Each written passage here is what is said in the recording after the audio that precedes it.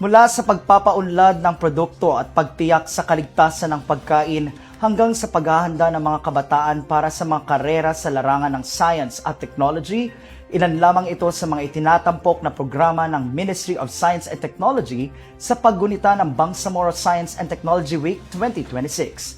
Ang detalye sa report na ito. Sa ilalim ng temang Agham na Ramdam para sa mas matatag na Bangsamoro, ipinapakita ng Ministry of Science and Technology ang mga programang naglalayong gawing mas praktikal at mas kapaki-pakinabang sa komunidad ang siyensya, teknolohiya at ang inobasyon. Tampok dito ang research projects, technologies, laboratory services, scholarship programs at mga inobasyong may direktang epekto sa mga pamayanan sa Bangsamoro. Assalamualaikum warahmatullahi ta'ala wabarakatuh. Welcome sa tatlong araw ng Bangsamoro Science and Technology Week 2026. Ang BSTW po ito po ay platform ng Bangsamoro Government's Ministry of Science and Technology upang ma-showcase, ma-promote nito ang kanyang mga serbisyo, programa, proyekto, research initiatives, technologies, innovation, invention at talagang maisakatuparan nito ang kanyang mandato para sa benepisyo ng Bangsamoro communities. Sa tatlong araw na selebrasyon ng BSTW 2026, marami pong inihandang mga activities ang Ministry of Science and Technology. Kaninang umaga na experience po natin o natunghayan po natin ang grand opening ceremony. Meron po tayong 24 exhibitors sa tatlong araw na selebrasyon na ito. So, inaanyayahan ng Ministry of Science and Technology yung ating mga kaagham, yung ating mga kabangsamoro na pumunta po dito sa KCC Mall of Cotabato City, BARM, upang ma-experience nyo po ang tatlong araw na selebrasyon ng Science, Technology, and Innovation. Kabilang sa mga inilunsad ng MOST ang Shelf Life Laboratory na layong makatulong sa pagtiyak ng kalidad at kaligtasan ng mga produktong pagkain at ang MOST Primes, isang digital system para sa mas maayos na pagpaplano, pag-uulat at pagmomonitor ng mga programa ng ministeryo. Ipinakita rin ang Harmonized Bangsamoro Research and Development Agenda 2025-2030 na naglalayong ituon ang mga pananaliksik sa mga pangunahing pangangailangan at hamon ng rehiyon. Sa pamamagitan ng Research Posters Showcase, makikita ng publiko kung paano ginagamit ang mga resulta ng pananaliksik upang tugunan ang mga aktual na problema ng mga komunidad. Kasama rin sa tatlong araw na aktibidad ang mga technical lectures sa food safety, halal awareness, drinking water quality, nutritional labeling at shelf life testing, mga serbisyong may direktang kinalaman sa kalusugan at kabuhayan ng mga mamamayan. Para naman sa mga kabataan, isinasagawa ang Bangsamoro Science and Mathematics Olympiad upang mahasa ang kanilang kakayahan at mahikayat silang ituloy ang pag-aaral at karera sa science, technology, engineering at mathematics o STEM. Binibigyang pagkakataon din ang mga scholar ng MOST sa pamamagitan ng oath-taking at recognition programs para sa mga benepisyaryo ng BASE, BASE Merit, MACE at PACE scholarships. Ako po si Christian Dagol, BS Psychology po sa NDU.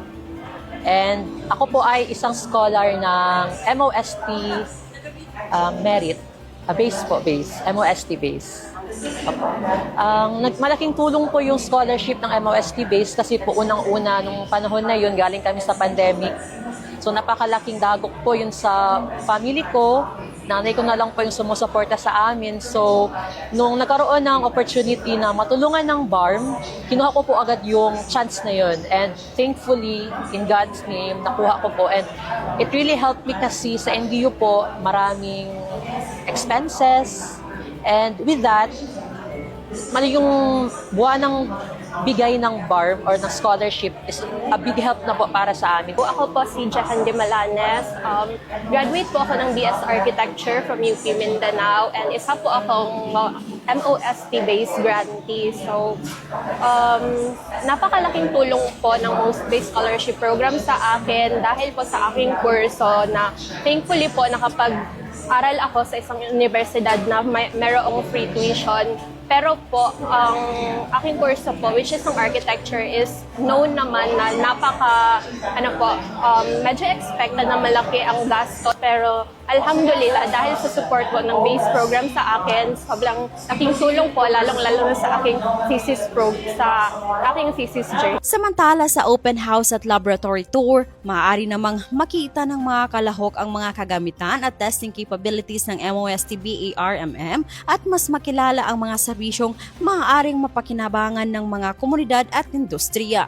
Higit sa isang pagdiriwang, layo ng BSTW 2026 na palakasin ang ugnayan ng pamahalaan, akadim, industriya at mga mananaliksik upang mas maraming inobasyon ang maging aktwal na solusyon sa mga hamon ng Bangsamoro. So during these 3 days, I invite everyone to walk through the exhibits, speak with our researchers, listen to our students, look closely at the technologies being presented.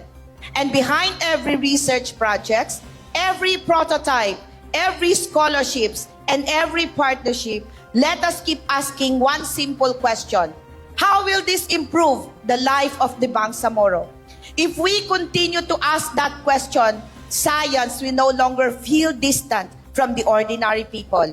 It will be present in safer food and cleaner water, in healthier communities, in business that grow, in students who dream bigger, in communities better prepared for disasters, and in public policies guided by knowledge and evidence. Kaya mahalin natin ang agham. Sa pamamagitan ng 2026 Bangsamoro Science and Technology Week, ipinakikita ng MOST na ang agham at teknolohiya ay hindi lamang para sa laboratorio o research institusyon. Ito ay kasangkap sa pagpapabuti ng serbisyo, pagbubukas ng oportunidad, pagtatatag ng kabuhayan at paghahanda ng mas matatag na kinabukasan para sa mga Bangsamoro.